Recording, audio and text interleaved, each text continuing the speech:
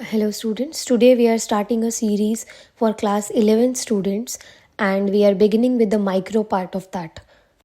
So the topic that we are beginning with is cost. तो basically cost का मतलब क्या होता है कि कोई भी गुड जब आप उसे फिनिश गुड्स में कन्वर्ट कर रहे हो तो उसको रॉ मटेरियल से फिनिश गुड या फिर अगर हम डायरेक्टली फिनिश गुड ही ले रहे हैं ट्रेड करने के पर्पज़ से तो उसको एक्वायर करने की क्या कॉस्ट है, तो वो जो टोटल खर्चा है वो आपकी कॉस्ट का पार्ट बनता है. तो it is written also cost refers to total expenditure incurred in producing a commodity. कोई पर्टिकुलर कमोडिटी बनाने में आपके पास जो जो खर्चे हैं अगर आप उनका टोटल करते हो तो यू गेट कॉस्ट. तो बेसिकली कोई भी प्रोडक्ट बनाने में जो हमारे पास फैक्टर्स ऑफ प्रोडक्शन है उसका यूज़ होता है. फैक्टर्स ऑफ प्रोडक्शन में हमारे पास लैंड, लेबर, कैपिटल, एंटरप्राइज. अगर आपने वो लैंड रेंट पे ले रखी है तो आपको उसके रेंट चार्जेस पे करने पड़ेंगे. तो सबसे पहली कॉस्ट जो आपकी लग रही है वो रेंट होगी. लेबर को आपको वेजेस देने पड़ रहे होंगे.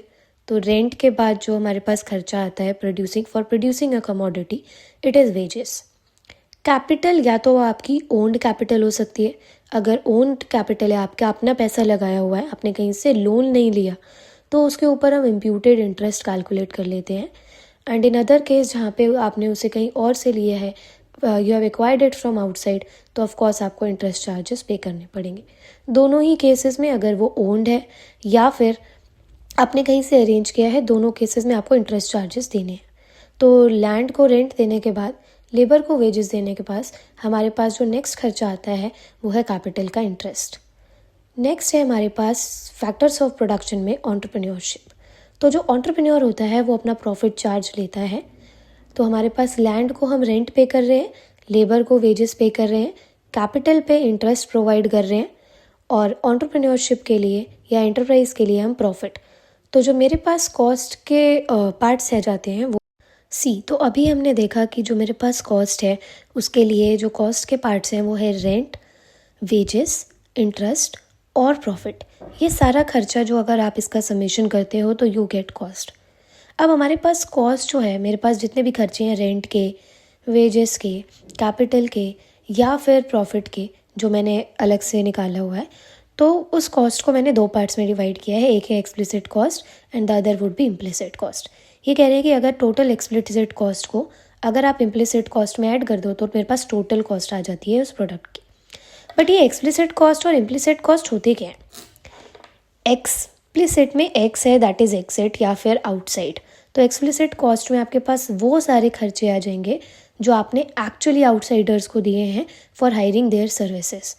यानी ये कोई इम्प्यूटेड वैल्यू नहीं है. ऐसा नहीं है कि ये ओनर की अपनी चीज़ थी, ये एक्चुअली उसने हायर किया है और पे कर रहा है. तो explicit cost is actual money expenditure on input मतलब जो फैक्टर्स ऑफ प्रोडक्शन मैंने आपको बताए हैं. जब मैं आपको कैपिटल की बात बता रही थी तो हमने वहाँ पे एक एजम्पशन ली थी कि हो सकता है कैपिटल का जो पैसा है वो ओनर का खुद का हो, और इन केस अगर उसके पास खुद का पैसा नहीं है वो तो बाहर से पैसे अरेंज करेगा, लोन लेगा जिसके ऊपर उसे इंटरेस्ट देना है. तो इन्हीं दोनों केसेस के बेसिस पे हमारे पास एक्सप्लिसिट कॉस्ट और इम्प्लिसिट कॉस्ट आती है. एक्सप्लिसिट कॉस्ट है आपने एक्चुअली कुछ हायर किया और उसकी आप पेमेंट कर रहे हो, और इम्प्लिसिट कॉस्ट है कि वो चीज़ आपने हायर नहीं करी, वो आपकी पोजेशन की चीज़ थी, ओनरशिप की चीज़ थी, आपने बट इम्प्यूटेड वैल्यू तो तभी भी कैलकुलेट करी. अब एक्सप्लिसिट कॉस्ट क्या है? Actual money expenditure on inputs और payment made to the outsiders for hiring their factor services. अगर आप उनकी फैक्टर सर्विसेज दैट इज़ अगर आप लैंड ले रहे हो या फिर कैपिटल ले रहे हो उनसे लोन पे, दोनों केसेस में हो सकता है, तो एक लैंड का एग्जाम्पल भी ले सकते हैं एक्सप्लिसिट और इम्प्लिसिट को डिफाइन करने के लिए. तो सपोज़ मेरे पास एक केस है जहाँ पे मैंने लैंड जो है एक्चुअली रेंट पे ली है, तो आप उसका रेंट पे कर रहे होगे लैंडलॉर्ड को. सेकंड केस हो सकता है जहाँ पे वो लैंड हमारी है, ठीक है, मैं एक्चुअली किसी को रेंट पे कर नहीं रही, बट जब मैं अपने कॉस्ट का टोटल करूँगी ना तो उसकी इम्प्यूटेड वैल्यू मैं उसको मार्केट रेट से कंपेयर करूँगी कि इन केस अगर ये लैंड मेरी अपनी नहीं होती और मैं उसको रेंट पे लेती तो क्या चार्ज पे करती, उसको भी मैं कैलकुलेट करूँगी भले ही वो मेरी अपनी लैंड है. तो उसको मैंने क्या करा है, उसकी इम्प्यूटेड वैल्यू निकाली है और ऐड कर ली है. अब ऐसा मैंने इसलिए किया है कि अगर वो लैंड जो है सपोज़ वो मेरी है, ठीक है, मेरी अपनी लैंड है, मैं उसके लिए कोई रेंट चार्ज मुझे किसी को देना नहीं पड़ रहा है, तो मैं तो लैंड की कॉस्ट नहीं इंक्लूड करूँगी, बट कोई जो कंपेटिटर है वो अगर वो इंक्लूड करेगा तो उसका जो कॉस्ट प्राइस है बढ़ जाएगा, और उस कॉस्ट प्राइस पे मार्जिन लगाने के बाद उसकी सेल वैल्यू ज़्यादा आएगी, यानी वो उसे मार्केट में हायर सेल वैल्यू पे बेच रहा होगा और हमारी सेल वैल्यू इन कंपैरिजन कम हो जाएगी। इसलिए हम इम्प्यूटेड वैल्यू तो लैंड के बाद सेकेंड एग्जाम्पल हम कैपिटल अमाउंट का भी ले सकते हैं। सपोज़ एक बिज़नेस ओनर है, उसके पास अपने पैसे नहीं है, बट उसने वो जो कैपिटल का पैसा है बाहर से अरेंज किया है जिस पे वो एक एक्चुअली इंटरेस्ट पे कर रहा होगा। तो यहाँ पे जो एक्चुअली इंटरेस्ट वो पे कर रहा है वो एक एक्सप्लिसिट कॉस्ट का पार्ट होगा। सेकेंड केस ले लेते हैं कि मेरे पास वो मेरे अपने पैसे थे, I am the business owner in this case, और मैंने वही पैसे बिजनेस में लगा दिए। अब मेरे को उसके ऊपर आइडियली कोई भी इंटरेस्ट चार्ज नहीं पे करना पड़ रहा है, बट मैं इसे इसकी इम्प्यूटेड वैल्यू से कैलकुलेट करके, इम्प्यूटेड वैल्यू कैलकुलेट करके मतलब कॉस्ट में ज़रूर ऐड करूँगी। तो वहाँ पे जहाँ पे आप एक्चुअली बाहर वाले को पे नहीं कर रहे हो किसी को, बट तभी भी आप उसकी इम्प्यूटेड वैल्यू कैलकुलेट करके कॉस्ट में डाल रहे हो, तो वो इम्प्लिसिट कॉस्ट हो जाती है, और जो एक्चुअली पे कर रहे हो किसी को वो एक्सप्लिसिट कॉस्ट हो जाती है। हमने यहाँ पे 2 एग्जाम्पल से समझा है, एक लैंड, जब लैंड आपकी खुद की थी, और दूसरे केस में आप उसे हायर कर रहे थे, मतलब रेंट दे रहे थे उसका एक्चुअली किसी और को। इम्प्लिसिट कॉस्ट में फिर हमने सेकेंड, इम्प्लिसिट और एक्सप्लिसिट में हमने सेकेंड एग्जाम्पल कैपिटल का लिया। एक केस में जहाँ पैसे आपके अपने थे जो आपने बिजनेस में लगाए हैं, और अदर केस में आपने वो पैसा कहीं बाहर से अरेंज किया है। तो कुछ चीज़ें हो सकती हैं जो मैं जिसकी पेमेंट मैं आउटसाइडर्स को कर रही हूँ, और कुछ चीज़ें हो सकती हैं जो इसकी इम्प्यूटेड वैल्यू कैलकुलेट की गई है। तो आपका जो टोटल कॉस्ट है वो दोनों ही कॉस्ट को ऐड करने के बाद आएगा। हम ऐसा नहीं करेंगे कि कोई इम्प्लिसिट कॉस्ट है जिसमें मैंने वैल्यू इम्प्यूटेड ली है तो मैं उसको छोड़ दूँ, इट्स नॉट सच। कॉस्ट में हम दोनों ही कॉस्ट को इंक्लूड करेंगे, एक्सप्लिसिट हो या इम्प्लिसिट, तब जाके आपको टोटल कॉस्ट मिलेगी। So this was all about explicit and implicit cost. Now we are moving to cost function. कहीं भी अगर इको में ये टर्म आती है फंक्शन, आपको ये समझना है कि फंक्शन मतलब रिलेशनशिप है। अब वो रिलेशनशिप किसी 2 फैक्टर के बीच में होगा। तो कॉस्ट फंक्शन क्या हो सकता है? एक तो मुझे पता है कि एक फैक्टर तो कॉस्ट ही लेना है, ऑफ कोर्स, अगर रिलेशनशिप इस्टेब्लिश करने की बात कर रहे हैं। दूसरा फैक्टर क्या हो सकता है? सी, आप जो ये सारी कॉस्ट लगा रहे हो, ये कोई गुड प्रोड्यूस करने के लिए लगा रहे हो या आउटपुट प्रोड्यूस करने के लिए लगा रहे हो। तो जो कॉस्ट फंक्शन है वो एक फंक्शनल रिलेशनशिप बताता है आपको 2 फैक्टर्स के बीच में, और वो 2 फैक्टर्स हैं कॉस्ट और आउटपुट। जैसे अगर मैं इसको एक्सप्रेशन फॉर्म में लिखती हूँ तो इस तरह C is equal to F Q, that is function of quantity of output, and this is cost. So this is a functional relationship between cost and quantity of output. So now we are going to discuss some types of cost. So the first type that we have is opportunity cost. तो opportunity cost को basically हम short में ऐसे समझ सकते हैं कि आपकी कौन सी अपॉर्चुनिटी मिस हो रही है किसी एक चीज़ को सिलेक्ट करने से। तो the opportunity that you are missing on is opportunity cost. Suppose अगर आप 50 रुपीज़ हैं आपके पास, तो 50 रुपीज़ में आप या तो राइस ले सकते हो या वीट ले सकते हो।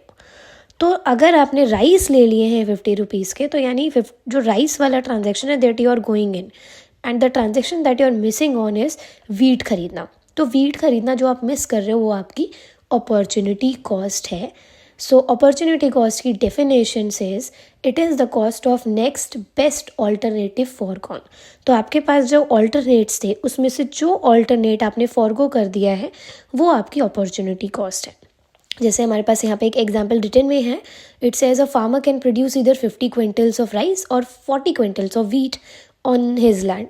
तो या तो वो राइस ग्रो कर सकता है या वीट, उसके पास जो भी रिसोर्सेज हैं उससे। But if he chooses to produce rice, what he has foregone is wheat, तो then he will have to forgo the opportunity of producing 40 quintals of wheat, क्योंकि उन्होंने बोला है सेम रिसोर्सेज में अगर वो कोई एक ही चीज़ प्रोड्यूस कर सकता है तो जो चीज़ वो फॉरगो कर रहा है वो उसकी अपॉर्चुनिटी कॉस्ट होगी। नेक्स्ट है हमारे पास शॉर्ट रन कॉस्ट और फिक्स्ड कॉस्ट है उसके बाद हमारे पास। तो पहले हम शॉर्ट रन कॉस्ट की बात करते हैं। शॉर्ट रन कॉस्ट वो होते हैं, there are some factors which are fixed और विच आर वेरिएबल। तो उसमें से कुछ हमारे पास फिक्स्ड होंगे और कुछ वेरिएबल। तो शॉर्ट रन के कॉस्ट में जो बेसिकली हमारे पास आता है वो वेरिएबल कॉस्ट आते हैं, क्योंकि वेरिएबल कॉस्ट को ही हम शॉर्ट रन में चेंज कर सकते हैं। और variable cost, yes, so we were on short run cost. अगर हम टाइम पीरियड की बात करें तो टाइम पीरियड के बेसिस पे हमारे पास दो कैटेगरीज होती हैं कॉस्ट की, एक है शॉर्ट रन कॉस्ट, एक है लॉन्ग रन कॉस्ट। तो शॉर्ट रन कॉस्ट में वो कॉस्ट आते हैं जो शॉर्ट रन में चेंज हो सकते हैं। तो जो वेरिएबल कॉस्ट है हमारे पास, वेरिएबल कॉस्ट ही ऐसी कॉस्ट है जो आप शॉर्ट रन में जल्दी जल्दी चेंज कर सकते हो, दैट इज़ इंक्रीज या डिक्रीज कर सकते हो। Variable cost by name it says कि a cost which can be varied, which is able to varied, जो चेंज हो सकती है। तो वेरिएबल कॉस्ट वो कॉस्ट है जो हमारे पास शॉर्ट रन में चेंज होने के लिए रेडी होते हैं। पर जो फिक्स्ड कॉस्ट है वो आप शॉर्ट रन में चेंज नहीं कर सकते। जैसे अगर कोई फिक्स्ड प्लांट एंड मशीनरी लेनी है, कोई लैंड एक्वायर करना है, तो आप शॉर्ट रन में, that is not possible in the short run. तो फिक्स्ड कॉस्ट जो है वो लॉन्ग रन में चेंज हो पाते हैं। तो जो शॉर्ट रन में हमारे पास सिर्फ वेरिएबल कॉस्ट चेंज हो पाती है और लॉन्ग रन में हम फिक्स्ड और वेरिएबल दोनों को ही चेंज कर पाते हैं। तो फिक्स्ड कॉस्ट की बात पहले कर लेते हैं। फिक्स्ड कॉस्ट में इट इज़ मैंशनड कि ऐसी कॉस्ट जो प्रोडक्शन से बिल्कुल भी रिलेटेड नहीं है। आप प्रोडक्शन ज़ीरो करो आपको तो भी वो कॉस्ट इनकर करनी है। आप प्रोडक्शन के पीक पे पहुंच जाओ तो भी आपको फिक्स्ड कॉस्ट उतनी ही पे करनी है, या आप प्रोडक्शन को कम कर दो तो भी आपको वो कॉस्ट उतनी ही पे करनी है। ये बिल्कुल भी रिलेटेड नहीं होते with the level of output. जैसे अगर आपको प्रीमाइसेस का रेंट देना है, अगर आप उस प्रीमाइसेस का यूज़ करके 1000 यूनिट्स प्रोड्यूस कर रहे हैं तो भी आपको रेंट उतना देना है। 100 यूनिट्स प्रोड्यूस कर रहे हैं तो भी आपको वो रेंट उतना देना है। And if you are producing negligible amount, negligible quantity, तो भी आपको वो रेंट ऑफ प्रीमाइसेस उतना ही पे करना है। There are some more examples of fixed cost. Interest on loan हो गया, परमानेंट स्टाफ की जो सैलरी है, वेजेस की बात नहीं कर रहे हैं क्योंकि वेजेस तो लेबर के हिसाब से होती है, और insurance premium. It remains fixed irrespective of the level of output, जैसे मैंने एग्जाम्पल में बताया। सो इकोनॉमिक्स में कोई भी शेड्यूल या डायग्राम होता है तो that is of very much significance. तो हम टोटल फिक्स्ड कॉस्ट को भी एक शेड्यूल और फिर एक डायग्राम से भी समझेंगे। यहाँ पे मैंने आउटपुट लिए हैं, यूनिट्स ऑफ आउटपुट 0 से लेके 5 तक, and we can see total fixed cost जो है वो हर एक यूनिट ऑफ आउटपुट पे सेम है, दैट इज़ ₹12। अगर आप 0 यूनिट्स प्रोड्यूस कर रहे हो तो भी it is 12, and if you are producing 5 units of that output तो भी इट इज़ 12। इसलिए total fixed cost remain same at each level of output. अब अगर मैं इसका डायग्राम बनाऊँ तो मैंने एक्स एक्सेस पे आउटपुट लिया है, वाई एक्सेस पे टोटल फिक्स्ड कॉस्ट, और क्योंकि जो कॉस्ट है वो हर लेवल पे सेम है तो वो एक पैरेलल लाइन बनी है to X axis. Units of output, अब हम बताएंगे हम इसको किसी भी डायग्राम को एक्सप्लेन कैसे करना है। पहले आप बताएंगे कि आप एक्स और वाई एक्सेस पे क्या रिप्रेजेंट कर रहे हो, फिर ये जो कर्व है उसकी शेप क्या है और रीज़न क्या है। तो अगर मुझे यहाँ पे कर्व की शेप लिखनी होगी तो it is a line parallel to horizontal line parallel to x-axis, and the reason being because the total fixed cost remains same at each level of output. So here we are now beginning with the total variable cost, and before this we had already talked about total fixed cost. तो जो total fixed cost थी वो हर output के unit पे constant थी। वो output के बढ़ने या आउटपुट के कम होने से एग्जैक्टली सेम इंक्रीज़ या डिक्रीज़ नहीं हो रही थी। वो हर एक यूनिट ऑफ आउटपुट के लेवल पे सेम थी, दैट इज़ कांस्टेंट थी। और जो टोटल फिक्स्ड कॉस्ट का कर्व था, it was a horizontal line parallel to X axis. Now we are going to talk about total variable cost. The name itself says variable, मतलब जो total variable cost होती है वो very होती है output के लेवल के साथ। मतलब अगर आउटपुट का लेवल जो है अगर वो इंक्रीज़ हो रहा है तो it will increase, and vice versa. अगर आउटपुट का लेवल डिक्रीज़ हो रहा है तो आउटपुट के लेवल पे डिक्रीज़ होने पे टोटल वेरिएबल कॉस्ट डिक्रीज़ होती है। डायरेक्ट रिलेशनशिप होता है इसका आउटपुट के साथ। टोटल फिक्स्ड कॉस्ट में हमने ये देखा था कि जो फिक्स्ड कॉस्ट होती है वो किसी भी आउटपुट के लेवल पे ज़ीरो नहीं थी। Even if your output level is zero, total fix cost will be there. कोई ना कोई अमाउंट टोटल फिक्स कॉस्ट का रहेगा सेम हर लेवल पे, even if it is zero, it is increasing और decreasing. But total variable cost क्योंकि direct relationship establish करता है यूनिट्स ऑफ आउटपुट के साथ, तो अगर आउटपुट 0 यूनिट्स हैं तो टोटल वेरिएबल कॉस्ट भी उस टाइम 0 यूनिट्स होगा। यहाँ पे हम इसको शेड्यूल के साथ देख लेते हैं। आउटपुट जब 0 था तो हमारा टोटल वेरिएबल कॉस्ट 0 है। आउटपुट 1 यूनिट है तो total variable cost 6। Output increase हो गया, 1 से 2 हो गया तो टोटल वेरिएबल कॉस्ट भी 6 रुपीज़ से 10 रुपीज़ हो गया। ऐसे अगर हम देखेंगे आउटपुट जैसे जैसे बढ़ता जा रहा है टोटल वेरिएबल कॉस्ट भी इंक्रीज होती जा रही है, क्योंकि एक डायरेक्ट रिलेशनशिप है आउटपुट और टोटल वेरिएबल कॉस्ट में। Now let's talk about the total variable cost का कर्व। टोटल वेरिएबल कॉस्ट का कर्व अगर हम देखें तो ये ओरिजिन से स्टार्ट हो रहा है एंड द रीज़न इज़ क्योंकि टोटल वेरिएबल कॉस्ट 0 यूनिट्स के आउटपुट पे 0 ही रहता है। और अगर आप इसकी शेप देखेंगे तो एक इन्वर्स एज शेप की टोटल वेरिएबल कॉस्ट बन रही है। अगर हम इसके एक्सप्लेनेशन में लिखेंगे तो वी विल राइट लाइक पहले हमें ये बताना होता है किसी भी ग्राफ के एक्सप्लेनेशन में कि आप एक्स एक्सेस और वाई एक्सेस पे रिस्पेक्टिवली क्या शो कर रहे हो। एक्स एक्सेस पे आई कैन सी हम यूनिट्स ऑफ आउटपुट शो कर रहे हैं और वाई एक्सेस पे टोटल वेरिएबल कॉस्ट। हम कर्व के लिए यहाँ पे ये ज़रूर मेंशन करेंगे क्योंकि ये ओरिजिन से स्टार्ट हो रहा है। तो total variable cost curve starts from the origin indicating that when output is 0 variable cost is also 0। Total variable cost curve की शेप जो है वो एक इन्वर्स एज शेप है and the reason behind it is law of variable proportion.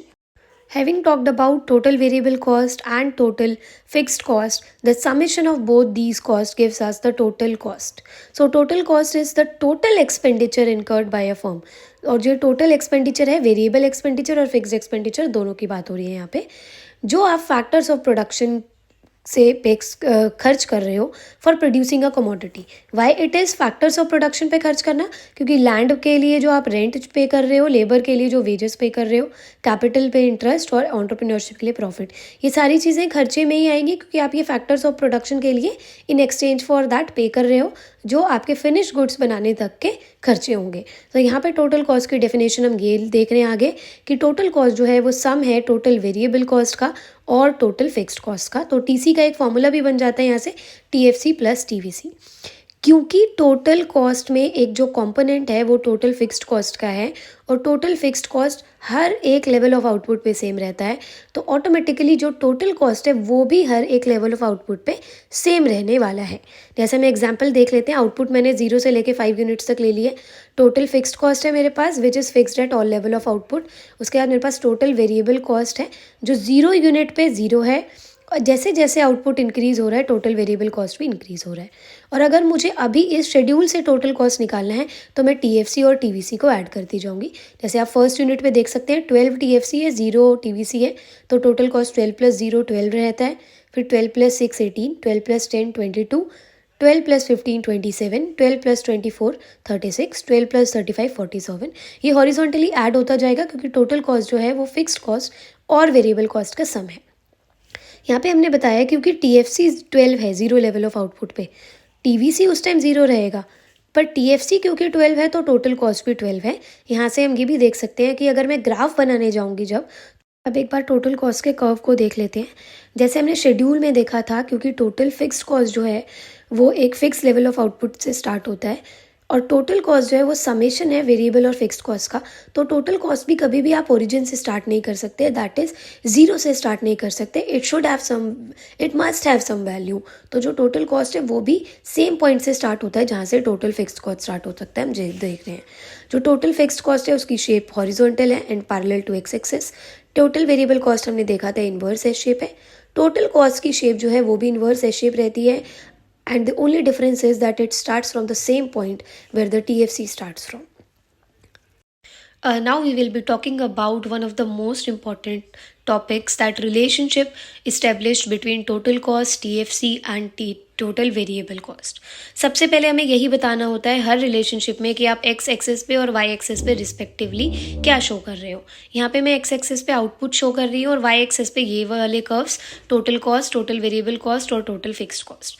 तो हम यहाँ पे यही लिखेंगे, units of output are shown on X axis and total cost, fixed cost, total variable cost are shown on Y axis. फिर ये जो curves हैं इनकी शेप क्या है हम वो बताएंगे। TFC is a curve horizontal and parallel to x-axis as it remains same at all level of output, but total cost and total variable cost जो हैं ये दोनों inversely S-shaped होते हैं due to the law of variable proportion। फिर हम बताएंगे जो टोटल कॉस्ट और टोटल वेरिएबल कॉस्ट है ये बिल्कुल पैरेलल हैं एक दूसरे से और इनके बीच का जो डिफरेंस है वो सेम है। अगर आप देखोगे तो वो बिल्कुल सेम जा रहा है ऑल लेवल ऑफ आउटपुट पे और इनके बीच का जो गैप है वो सेम है हर लेवल ऑफ आउटपुट पे। और अगर आप देखो तो टोटल कॉस्ट और टोटल वेरिएबल कॉस्ट का जो डिफरेंस है वो टोटल फिक्स्ड कॉस्ट होता है if you go by the formula. तो मे बी ये सेम इसलिए है क्योंकि ये टोटल फिक्स्ड कॉस्ट है इनके बीच का डिफरेंस और वो सेम होता है हर लेवल ऑफ आउटपुट पे, तो इनका जो पैरेलल लाइन के बीच में डिस्टेंस है वो भी सेम है। फिर हम एक चीज़ इंपॉर्टेंट जो मेंशन करेंगे यहाँ पे कि that Y T C starting from this point. Total cost जो है वो स्टार्ट इस पॉइंट से इसलिए हो रहा है बिकॉज टोटल वेरिएबल कॉस्ट जो है वो तो ओरिजिन से स्टार्ट होता है, नो प्रॉब्लम, क्योंकि जीरो लेवल ऑफ आउटपुट पे टोटल वेरिएबल कॉस्ट जीरो रहने वाला है. बट टोटल कॉस्ट और टोटल फिक्स्ड कॉस्ट जीरो नहीं रहने वाले even at the zero level of output. So वो एक फिक्स्ड पॉइंट से स्टार्ट होते हैं. So they start from some point which is above the origin. वो ओरिजिन से ऊपर होगा ऑफकोर्स, क्योंकि आपको फिक्स कॉस्ट का खर्चा करना ही करना है इवन दो आप जीरो लेवल ऑफ आउटपुट पे हो या जीरो यूनिट्स प्रोड्यूस कर रहे हैं. So now we are coming to average cost. Average मतलब पर यूनिट, चाहे आप वो रेवेन्यू की बात कर रहे हो, चाहे कॉस्ट की या प्रोडक्शन की, किसी भी टर्म में अगर एवरेज आ जाता है यानी it is about per unit. यहाँ पे क्योंकि एवरेज कॉस्ट है तो ये एवरेज कॉस्ट पर यूनिट होगी. अब जैसे हमारे पास total cost, total variable cost और टोटल फिक्स्ड कॉस्ट थी, ऐसे एवरेज कॉस्ट में we have classifications as average total cost, average fixed cost, average variable. जो भी आपने तीनों कॉस्ट पढ़े हैं उनके साथ एवरेज लगा देना है, जो आपकी एवरेज कॉस्ट की क्लासिफिकेशन होगी. एवरेज फिक्स्ड कॉस्ट क्या होगी?